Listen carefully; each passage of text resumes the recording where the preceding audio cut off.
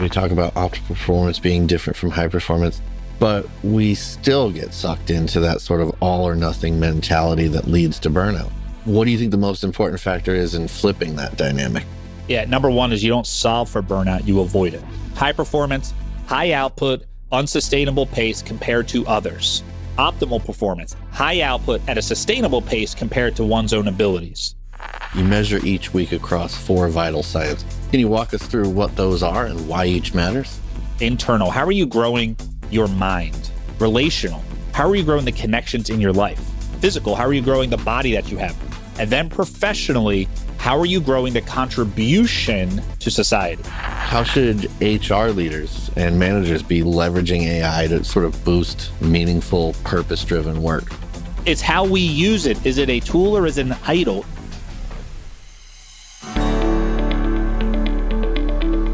Welcome back to the People Managing People podcast, the show that gets into the messy human side of work, the technology that influences it, and the bold ideas that are going to shape the people practices of tomorrow. I'm your host, David Rice. Today's guest is someone who's not here to hand out fluffy motivation or recycled TED Talk advice. Matt Granados is the founder of Life Pulse, and he's here to challenge everything you think you know about productivity, fulfillment, and the purpose of work itself. In this conversation, we're going to dig into why you can't accidentally stumble into a fulfilling life, why high performance is actually a trap, and why most workplace burnout has less to do with workload and everything to do with misplaced identity. Matt breaks down how confusing passion with purpose has derailed entire careers, why HR needs to stop babysitting and start equipping, and what optimal performance really looks like in the age of AI. And yes, we're also going to talk about whether or not anyone's actually been lit before they start throwing around the term burnout. This is a big one. Honest, practical, refreshingly unfiltered. I really enjoyed this conversation, so let's just get right into it. All right, so Matt, welcome. Appreciate it, Dave. Thanks for having me on. Yeah, absolutely. Wait, you're in Atlanta, right? I was in Atlanta for a while. I'm in St. Louis now. So grew up in Philly, moved to Atlanta, then St. Louis. I always joke, Philly in the Northeast, they don't like you and they tell you they don't like you. And then moved to the Southeast where they don't like you, but they tell you they do like you. And then I finally came to the Midwest where they tend to just like people. So middle of the country, easier to travel, came here because of my daughter's medical condition, but absolutely love St. Louis where I get to live. Wish the travel was a little easier. The airport was a little better, but other than that, the people are great. Oh, that's cool though. Like, I like that you got around the country a little bit. Saw all the different parts of it, right? Yeah, absolutely. Very different. Yeah. The old melting pot. So we're going to be talking about productivity a bit today, and I want to get right into it, kind of like how we change how we think about it a little bit, because I think that that's something that's going to happen, especially as I know, like, we talk about AI all the time, and people are starting to think about productivity in different ways because it does change how you do things. But I want to start with more like a philosophical question, if you'll indulge me. So why is intentionality so central to even the concept of fulfillment, right? And why can't someone accidentally become fulfilled? I guess I've never met anybody who's experienced fulfillment without intention. I kind of joke, people can win the lottery, they can get lucky in how they're born, where they're born. But when it comes to experiencing fulfillment, intentionality is what I call as the catalyst of it, right? Like you cannot go without it. And I describe it as if you were taking a road trip. That's kind of what life is. And if you have intention and structure, you'll get where you desire to go. So the intention is the vehicle, the structure is the route. But if you have a vehicle with no route, you've wasted energy. If you have a route without a vehicle, it's a wasted opportunity. So you need intention. You also need structure. And if you put intention with structure properly, which is what our entire business is around, you will get the desired outcome, which as a human is fulfillment. Now, we kind of mask it in things like, well, I need work-life balance. No, you don't. People who love what they do don't ask for work-life balance. People who hate what they do ask for work-life balance. Now, there's an element of balancing life. Yeah, that's just the general nature of what fulfillment comes from. But you cannot do it without intention, because with intention, it is a recognition of where I am, a recognition of where I need to go, and the actions that need to happen in order to get there. And it's making the choice to take those actions. You cannot become fulfilled accidentally. And that's the reason why intention is the catalyst for fulfillment. What our system does is it takes intention, it combines it with structure, so that by using the structure, you're re-engaging the intention, and we call that perpetual development, which leads to productivity. The byproduct of fixing the root cause is the results that we want. So, long answer to your simple question, but that is the reason why I truly feel you will never experience fulfillment accidentally, and you need intention in order to experience it. I love that, because we talk a lot about like purpose-driven work cultures and helping people identify purpose, right? And it's like, it sounds like everybody's got an idea of what their purpose is, but I think a lot of people just like don't really know when they get started. It's like you need systems in place that will not only help them do that, but then like identify what are the sort of like avenues to get there. Because there's, kind of a grotesque old saying, but there's more than one way to skin a cat, right? So yeah, I mean, I think that's one of the things, like, especially for younger professionals, you've got to learn the hard way. You just got to go through that. And it's an interesting time for that, for sure. Yeah, that's without a doubt. And when it comes to purpose, I think it's not even that it's hard to understand purpose, is no one knows really where to start. And because of that, we confuse purpose and passion. And when you confuse purpose and passion, bad things happen. For example, if I followed my passions, I'd be a Ninja Turtle at this age, right? Like, that's what I wanted to be back then. And that wasn't really what my purpose was, but I was passionate about it. And then I won't even go into what would happen in my teenage years if I just followed my passion on a regular basis. And now, even as an adult, right, there's things that if I was to fall trapped to my passions, I would be making major mistakes, whether it's in business, in relationships, whatever part it is. But it comes to understanding what do these two words mean and how the world has manipulated them and used them against us. So if you were to Google the word passion, don't scroll too far down. You're going to get very bright, very attractive images, pretty intense images. And that's what I said. Then you scroll down, you're going to get in trouble for what you're searching. If you were to look up purpose, you're going to find boring clip art. Things like a guy who's kind of like weirdly shaped looking down a path, like that's your purpose. But if you were to look at the definition of the two, and this is where it gets serious, the definition of purpose is the reason for which something exists. The definition of passion is strong, uncontrollable emotions. My question to you is, which one would you rather follow? You'd obviously rather follow the reason for which you exist. Now, we get into an entire existential conversation on that. Happy to go down that rabbit hole with anybody, because I think there is an actual answer, and I think there is a true answer to that question. But in order to understand your purpose, whether we agree on the foundation of it, we all have to realize there's a reason we exist. The question is, what is that reason? And I found the best way to do that is to break it down into three categories that make up how we live out that purpose. And it's understanding your identity, your calling, and your assignment. And where we make a mistake is we confuse those three, where we think our assignment is our identity. And because of that, when our assignment changes, for example, with me, if I have people who retire or they go to a different job or a different role, they think their entire identity is off basis or their entire purpose is lost because my assignment has changed. And I've come to find our assignment changes all the time. My assignment changed when I got married. It changed when I had a kid. It changed when I had a second kid. It changed when I found out about my daughter's health condition. It changed when I had a business. It changed when I didn't have a business, right? Our assignments change all the time, but we need to understand the purpose in which we exist versus the uncontrollable fleeting emotions that is passions. Do not try to seek your passions. Instead, what I say is look at your purpose as an umbrella. And that umbrella is going to be over your head. And that umbrella is going to protect you from the elements, like it does out in the weather, of life. And the most fulfilled people I know understand their purpose. They take the time to find it, which it's not in the future, it's in the past, which again, I can explain that later. And they go and they walk on the proper path to the right point at the right pace. And they're finding the passions, but they're bringing them in proper alignment with their purpose. And once you do that, you can walk through life, and it's kind of like the hardships of life falls off your shoulders as if you had rain and an umbrella protecting you from the elements. Now, that's how it works. The question is, how do you do this at scale as an HR professional? That's what we come in and teach. And those are the systems that we've developed through Life Pulse to allow you to do just that. But the first thing to realize, you never find your purpose by looking into the future. That's your desires. That's your wants. That's your passion. You find your purpose by reflecting properly on your past. What was it like growing up as a kid? What was it like in your teenage years? Now, for some people, they're like, I don't want to mess with that stuff. Well, you don't pick your purpose, you discover it. And those are the exercises that we put people through, because self-discovery is the key to every single thing we do, which is why our content, when we bring it into companies, regardless of the industry, regardless of the size, are so impactful to the people because it's all based on self-discovery, just like I think your purpose needs to. You've put it into some really interesting language here. I think this is like something that a lot of leaders shy away from, especially when we talk about things like calling. I think for leaders themselves, they sometimes don't know what necessarily the calling is aside from, attaining the job title and keep going. That's always been sort of the goal, but what is the calling of it? That's more of a deeper question. And like you alluded to there, some of this work can be a little bit uncomfortable. You might have to think about things that you don't want to think about or that you've forgotten about.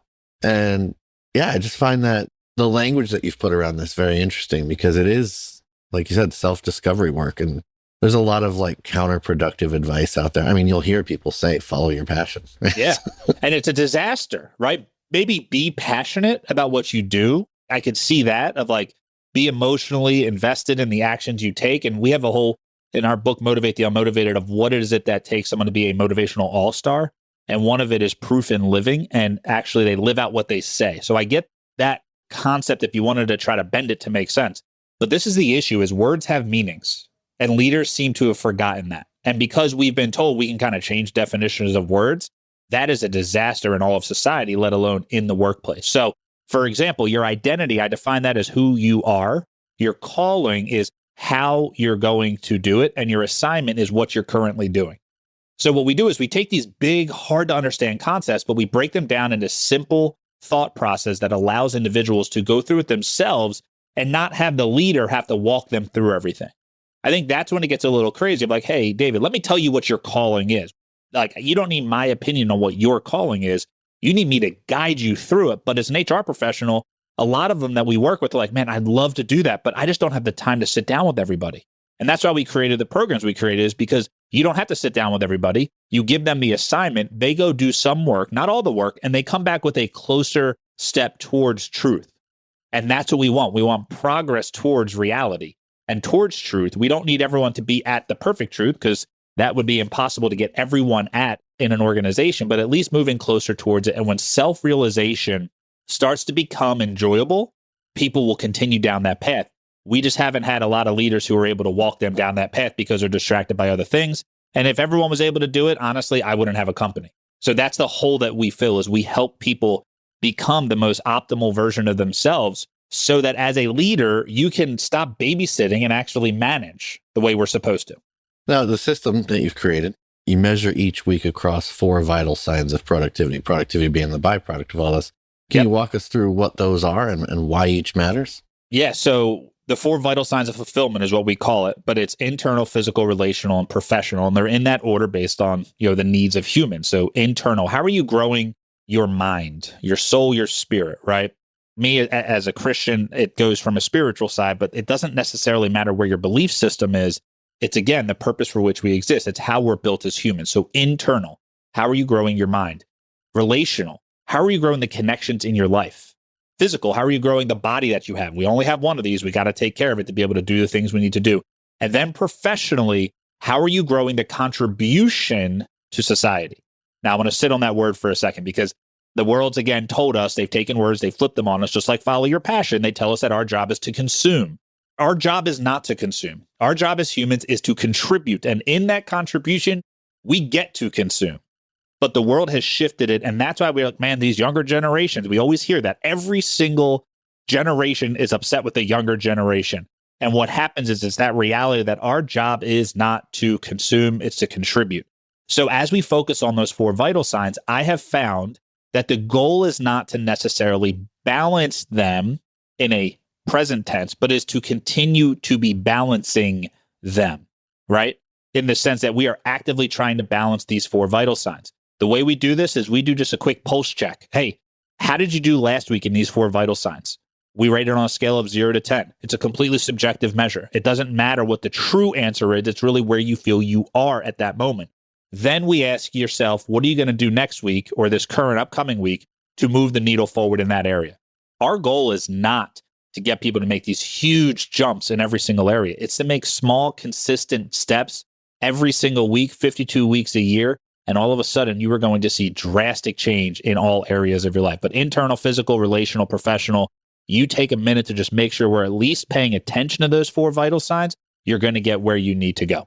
It's interesting that he's talking there about kind of confusing consumption and contribution. And earlier you had mentioned kind of confusing identity and assignment. And, how much of this do you think is cultural? Like, is this sort of maybe more prevalent in Western society in general? Or is this, something that we've done within our business world that has driven a lot of this? What do you think some of the key driving factors behind this? I think the key driving factor, yes, is cultural, because you go into different countries and organizations, different parts of the world who don't have the access to things that we have, the advancements to things that we have, the availability of things, the impulsive, I want it now and I can get it, I would say almost the lack of need that we as a Western society have. And yeah, you're going to get they will laugh at the fact that we're dealing with some of this stuff. But all that being said, the cause we can address to culture, but the impact still needs to be taken care of. The solution still needs to be offered. I think the biggest culprit of this is the self-growth world.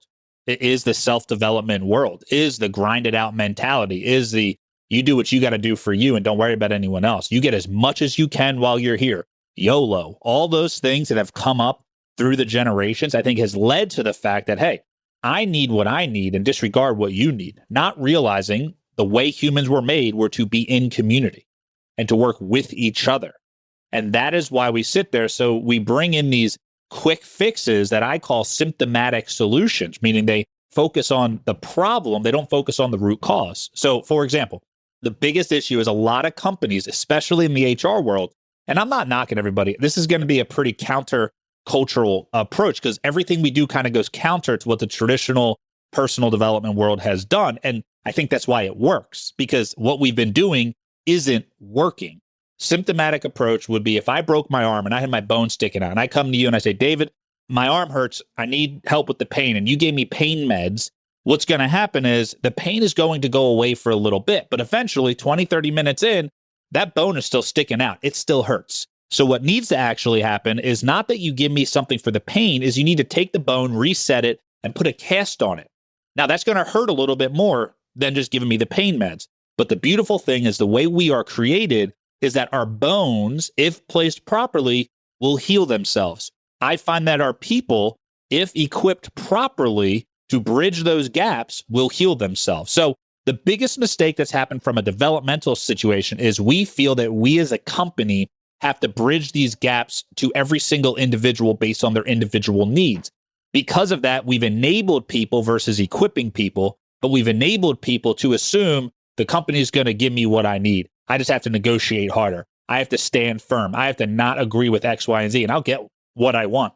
But the information really needs to be is, hey, employees, we are going to spend resources to properly equip you personally and professionally. We will be a strong foundation for you, but it is your job to bridge the gap back to us. Why do we do this with every company we work with? Because individuals get a little caught off guard going, whoa, that's different. But they start seeing the results and that feeling of fulfillment. And now all of a sudden, I don't care whether you have 10 people, 10,000, 100,000 people in your organization. When you flip that cultural mindset that, hey, we are going to be a strong foundation for you as employees to live the life that you want, do the things that you want, and there will be expectations of what needs to be met. On top of that, we are going to be offering a personal development option for you to ensure all of that you can choose to use or choose not to use. But the expectation is we will be the foundation and it is your job to bridge the gap back to us. That goes against everything that's been taught in culture for the past 20, 30 years since we started focusing on it. It's all been about what can I give to my people to get them to want to come to work? And I have found is how can I help my people solve their personal problems and their professional problems on their own so I don't have to do that work for them. And that allows them to come do their job. If you have a decent business, if you're an HR director and you're taking care of your people effectively and properly, the job's not the hard part. Life is harder than the job. The job should be a vehicle to live the life you want. And that's exactly what we started solving for companies, regardless of their issue. I love it. I've long said, work to live, don't live to work. And it's great because you're taking the onus off of leaders, because I think we've put it on them, but we're putting the onus on workplace leaders to do something that they're not actually equipped to do. Absolutely. And they can't do. It's impossible to do it at scale. And it's also not necessarily the role that you should be playing in these folks' lives. I think that this role that the way you're describing is much more realistic and sustainable versus trying to be someone's hero, essentially. Yeah, because you also have the other half of what HR has to do. HR, I find, and this is why I love HR people. Again, I'm biased towards certain departments at certain companies I go into, right? HR and I get along really well because HR gets sucked into the administrative side of HR a lot. So they can't do the developmental side of people. That's why our system comes and actually helps them do exactly that so that they can focus on what they need to focus on. People are being developed on their own pace, doing their own thing, but they come to the HR department to kind of get confirmation on where to go next. So it's more of like a mentorship than a babysitting. And I always keep saying that we are babysitting our people. But then what happens is HR seems to have turned into like, instead of like resources for humans, it's like we've just started seeing humans as resources. And just like we talked about with contribution versus consumption, is companies have started to create this HR department to consume all they can out of their people. Well, you suck your people dry, they have nothing left to go for. Just like in the grind it out mentality of the self-growth world right now, if you grind it out, do you know what happens when you grind something? It goes away. It grinds to nothing. The concept itself is a terrible, terrible concept. Now, there's times where we have to work hard. We call them expansion cycles. But there's times where you have to work hard. And we had a client of ours who introduced us to that concept of, hey, it's going to be tough from this time to this time. But this client of ours, who's a very successful chiropractor out of Atlanta, Georgia, they go on a vacation at the end of that cycle. Like they have a clear start and stop date. And when that's done, they're back to reality. But the grind it out, all of that, man, it's just HR has been kind of left with their hands tied behind their back. And all leaders have, but it's not that difficult. We just need a systematic approach that can be solved by the individual doing their work. And if they do their work, the byproduct is the productivity. The byproduct is the workload being less. And that's how our entire company started, was we got reached out to by all these large companies, and they would say, man, we have an issue with communication. Your system helps us. We have an issue with personnel. Your system helps us. We have an issue with workload, time management. You name it. I call them the Amazon top 10. Like, what are the top 10 personal development categories that are talking about now? Change management, right? AI. How do we manage AI? Your system helps us. And we'd come in and we would teach the same system. And the reason why is what our system does is it takes people to a fourth level of performance that's not high performance, right? That's where everyone thinks is the best place to be, is a high performer. It's not. I'm so unimpressed with high performers at this point.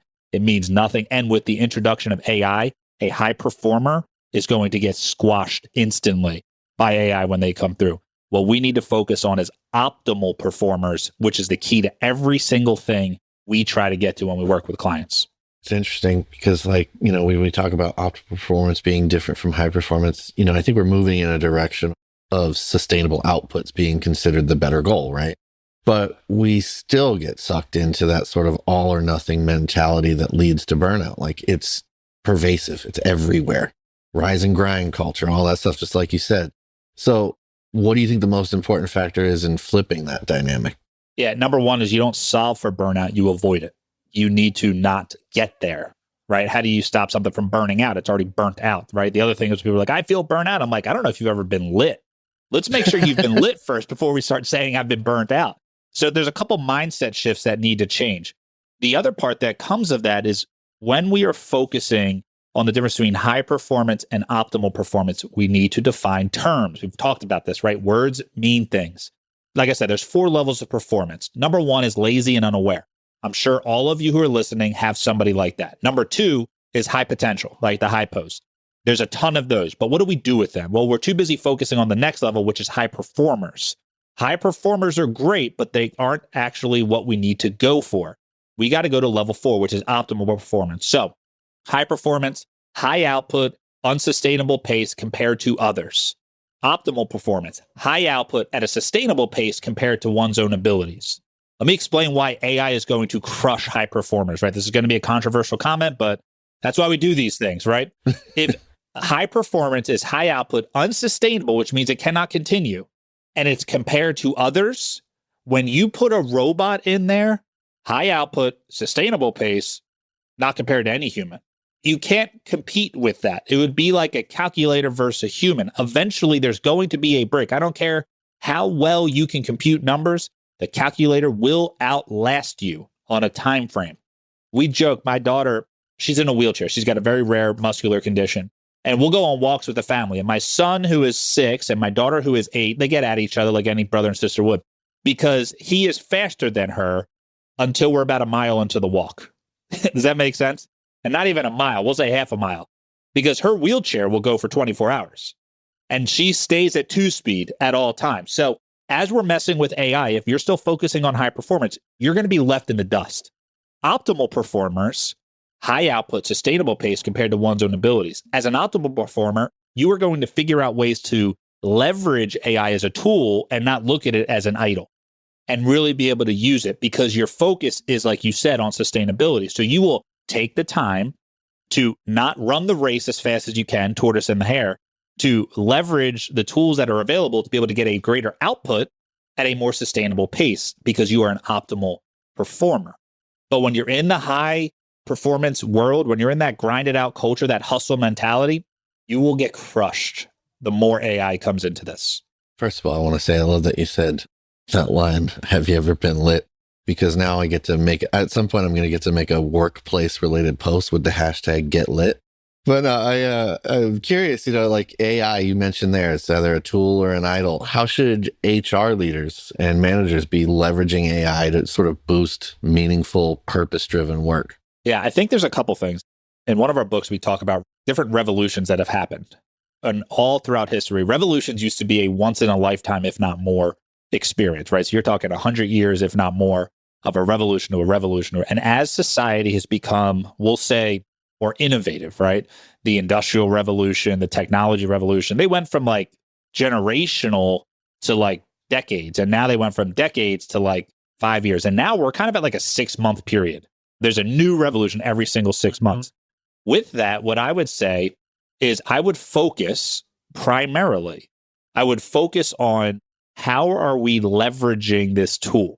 And what I mean by that is, depending on the size of the company, one thing we do with clients is we suggest them to offer bonuses and actually incentives, whatever you want to call it. I know that word scares some people, but incentives to create SOPs, not standard operating procedures, but suggested operating procedures, right? So it gives the flexibility without it being too formalized on how I could do my job with AI.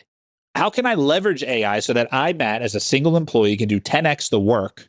Here's how I'm going to do this. Oh, and by the way, as a company, I don't think it's too foolish to say, hey, if you do this, we will actually pay you more because you're getting more work done, but you're going to have to show us a 10x impact on the output you're able to do. And just think about this logically, because this is the way I think we need to think about it, not necessarily the actions you need to take, right? So I hope that makes sense. I'm not suggesting to use this math, but think about it. If I, as a singular employee, can do 10x my output at 30 hours a week versus 40 hours a week, because I'm leveraging AI and technology in creative ways, would it be problematic to say I deserve or I could get a 10 to 15%, maybe a 20% increase in my pay if I'm able to do a 10x the output of work? Now, all of a sudden, it's like, no. We're going to hit that work-life balance by encouraging you to create and use more AI tools. Now, the penny-wise, pound-foolish individual, people who cut their nose off to spite their face, all those individuals who are like, but then we can fire all of our people. You're missing the concept. Humans are still needed in all of this. AI can work. And again, it moves fast. So it could be at a point where that's not needed. But at the point of this recording, humans are still needed. So how do we incentivize and leverage the individual to use it for the best output possible? And that's what I found is the way we think about it. So if I can, instead of going, they're going to take all of our jobs, no, they're going to allow us to 10x our output. Same people, 10x the output. Well, there's not a market for that. Well, then get sales to figure something out. Let's build a market. We have the infrastructure. Let's get creative. I think a lot of companies get big, we get fat, we get lazy, and we kind of like what we're doing. So because of that, we're not forcing things the way we need to force things and getting things where they need to go. So I would be highly encouraging. You have an administrative individual. How are they going to use AI to better do their job? And share it. Don't hide it. I don't want them to know I'm not really doing the work. No, that should be exciting. That is called working smarter, not harder. We have been trying to teach leaders to do this. We've been trying to teach our people to do this. And now we have a tool that allows us to work smarter and not harder. And we're going to penalize people for it. The hypocrisy that we run into because we don't sit back and go, let me think about this. This is an amazing tool that is it going to destroy society? Maybe. But it's only going to destroy society because of the humans who create it and use it. And it's the same concept. It's not that I don't trust AI. I don't trust the humans. That's my biggest issue. Yeah. So like, it's how we use it. Is it a tool or is it an idol? If we idolize it, it's going to be a disaster. If it's a tool, then we're going to be in a great spot, just like every other revolution and growth in society that we've experienced to this point. Yeah, I love that you said that. I often call it the evangelist crowd, like the idolization of it, like acting as if it's going to solve all of society's problems. Like we are still the ones that have to fix everything. And we're still morally flawed and we still do things that are not good to other people. So instead of wondering if this tool is going to destroy us, the question is how are we going to, as still the most adaptive and advanced creatures that we know of that have ever walked on this planet, what are we going to do? How are you going to use it for good versus bad? Our instinct is naturally to go bad. And we talk about this when we say that, people aren't the problem. People have problems. And that's why you have people problems. And once we can get our people to recognize, hey, my issue with my spouse is actually impacting how I'm working here. If I could fix my marriage, I could probably do my job better. Financially, I'm a train wreck. Health-wise, man, it hurts to wake up. I'm out of shape. Putting clothes on is uncomfortable sometimes. It helps to fix that part of our body so that we can come to work and do what we know we can do. There used to be a big trend of, man, we have a major hiring problem. I think that was very well addressed. Companies that I work with hire really, really well. The issue is we don't get the person who came in for the interview to show up at the job because you're getting the best version of that person in that interview. And we want to make sure that we're moving them in the proper direction. And when they show up on that first day and by day 30, it's like they're not, you can't even recognize who it was in the interview. That willing wit who's willing to do whatever it takes to get the job done. Transaction happened and all of a sudden they never showed up. And I joke with people, I go, hey, out of the transaction that happened at the interview was, we will pay you X dollars to do this job. Who hasn't held up their end of the bargain? Because I can almost promise you legally, the company hasn't rescinded on their offer. But yet your offer of what you were going to do for that compensation, you might not want to push that envelope. Because if we were to pay you on the actual effort based on what you said you would do in the interview, you'd be getting a 50% pay cut for most people. The average person's only functioning about 40% of their ability. When we come in, we show them that, which bumps them to 60, and then we give them the tools to get them to 80. And the key is that 80% number. We call it the 100-80-100. I want to hire someone who can do 100% of the responsibility at 80% of their effort to get 100% of their compensation.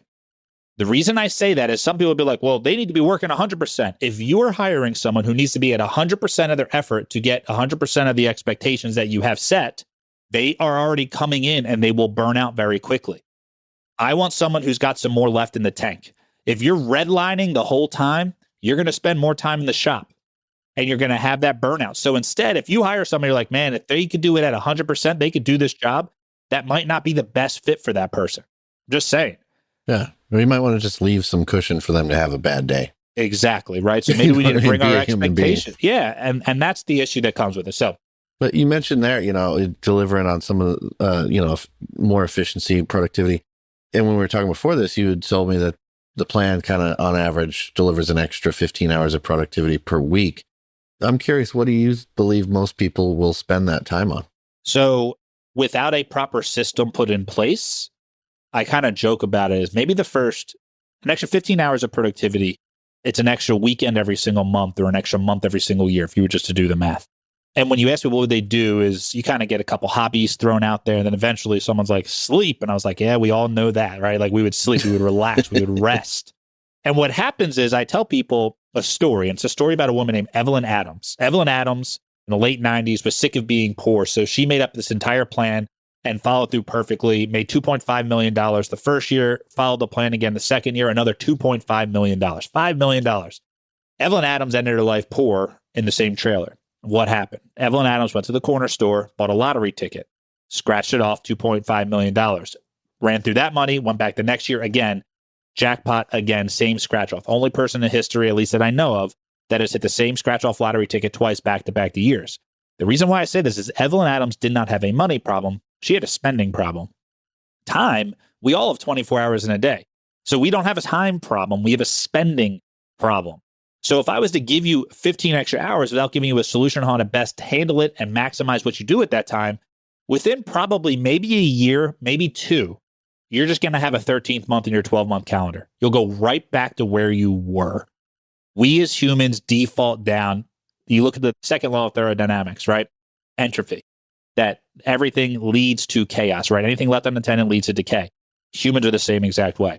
That is why intention is so necessary in order to experience fulfillment, from what we talked about in the beginning, is this exact same concept. So what do I think most people would do if they did this properly? They'd spend more time being, not doing.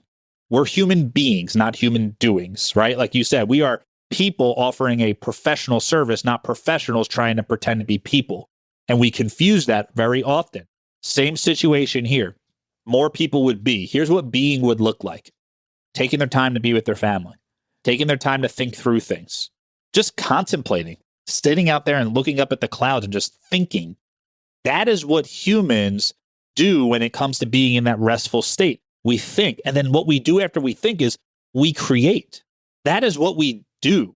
We naturally create things when we have time to do things. We solve problems and we create things. That is the strength of humans, and it's called adaptation. It's the only reason we are where we are in the chain of command of what's happening in this planet, is we were given this gift of adapting in a way that no other animal can. How do I know this? Because I'm speaking to you from a whole different part of the world, right to you, covered up with lights on, microphones, power, all that stuff. That didn't come from being rushed and overdrawn in your workplace. That came from individuals having time to think, right? You look at all the times Thomas Edison failed or Tesla failed, right? They had time to process and do this stuff. So that is what I'd like to say I would love to see people do with that extra 15 hours.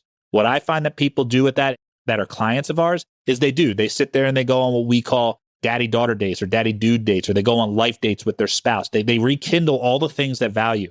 They start going to the gym. If you had an extra 4 hours every week, would you go to the gym? Yeah, you eventually kind of get bored of doing nothing. So you start doing something. And when you actually have intention on your week, you're going to start filling it with the stuff you want to do. One of the concepts that we do is we call it reverse planning. This is how you get these 15 hours.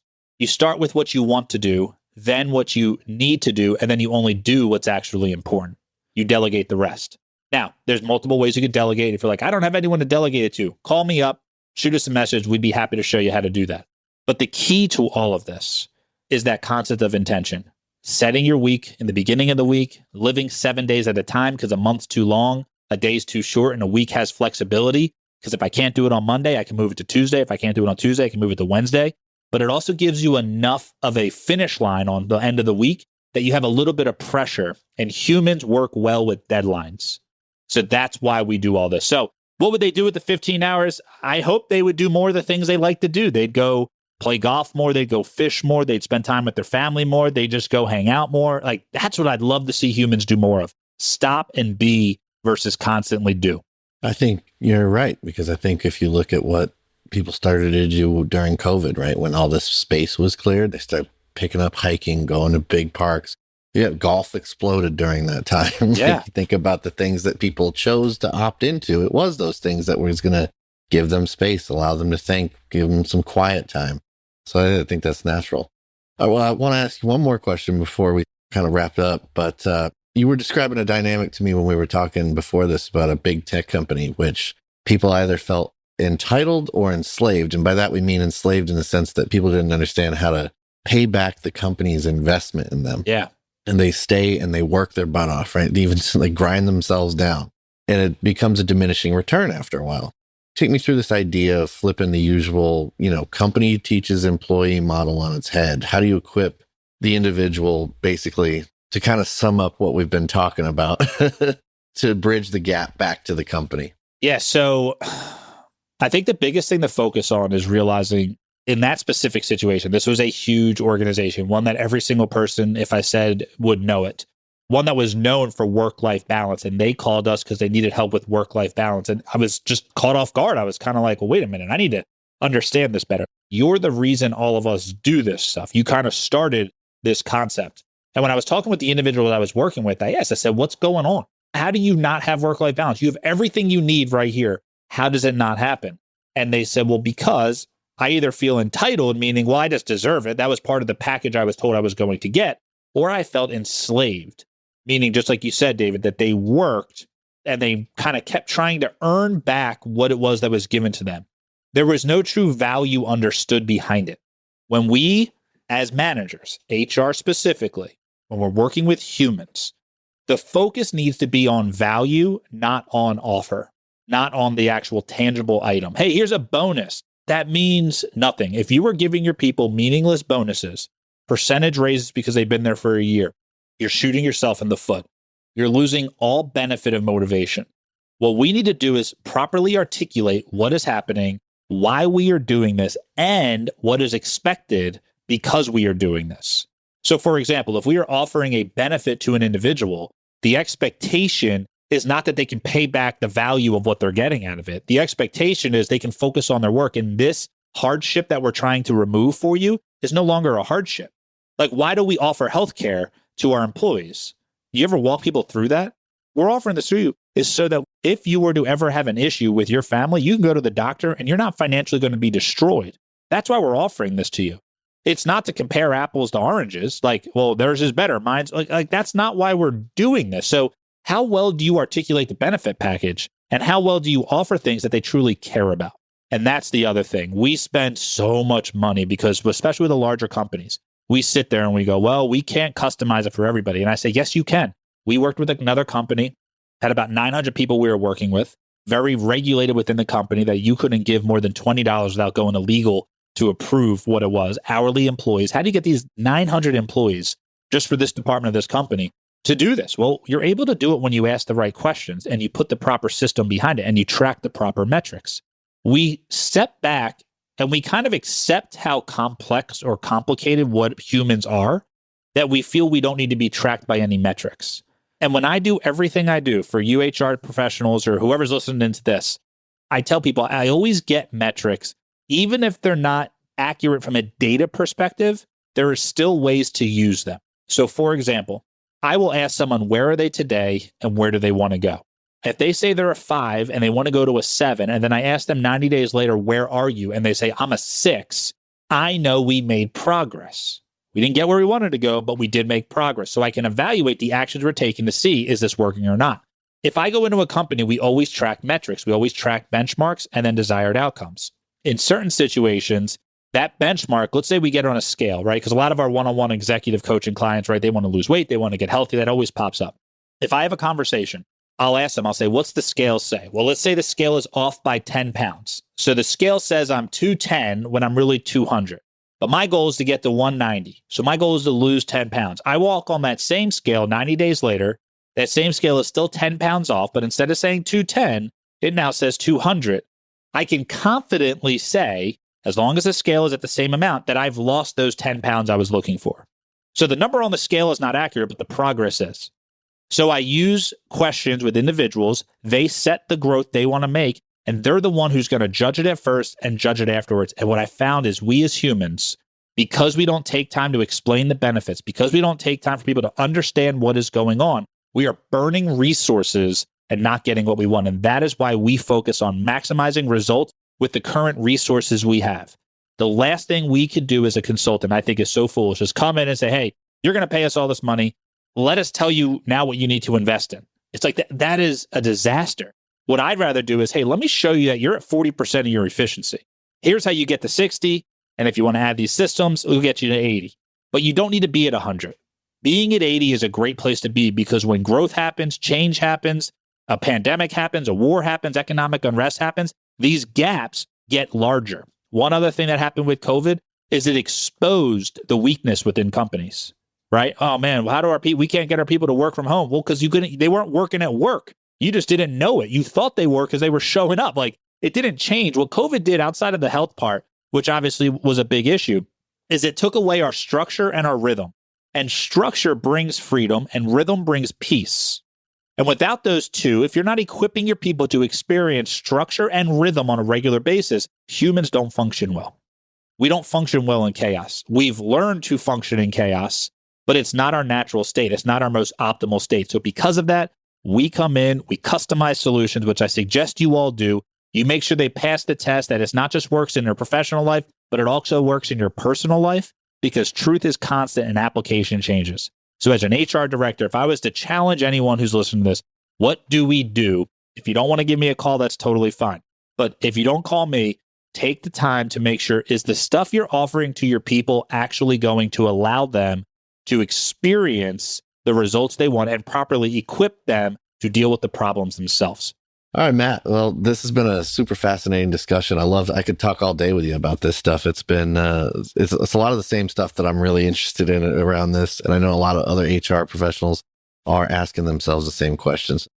Before we go, there's a couple things we always like to do. I want to first give you a chance to tell people more about where they can connect with you and find out more about what you got going on.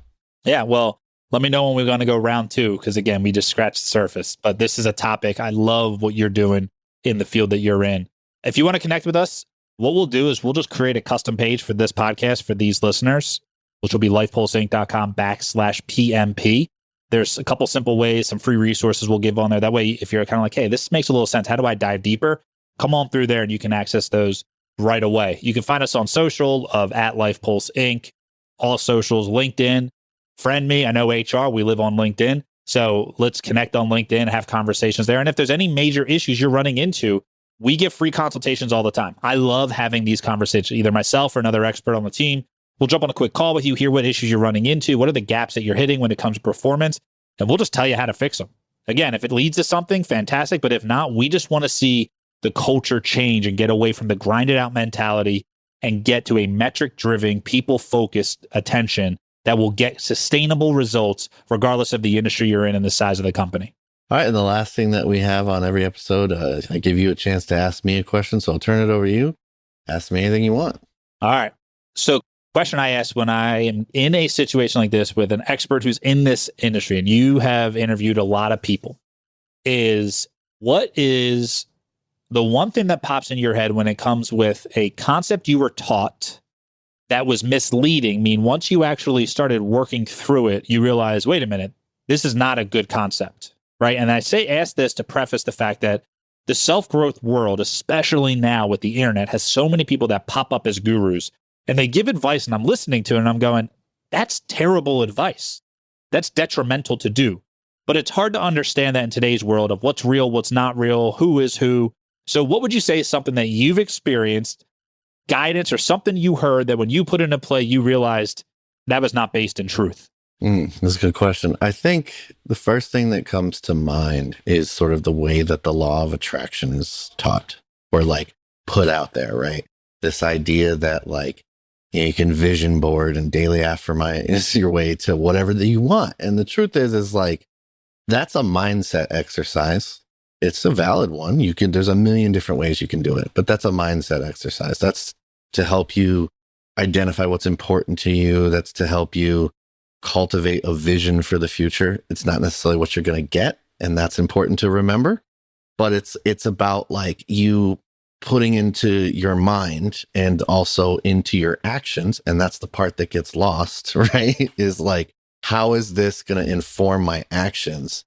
Because it's fun to make a vision board, but it's not inherently useful unless you have some kind of action plan for how this piece is going to get onto the board of your reality. And how this piece is going to get onto the board of your reality.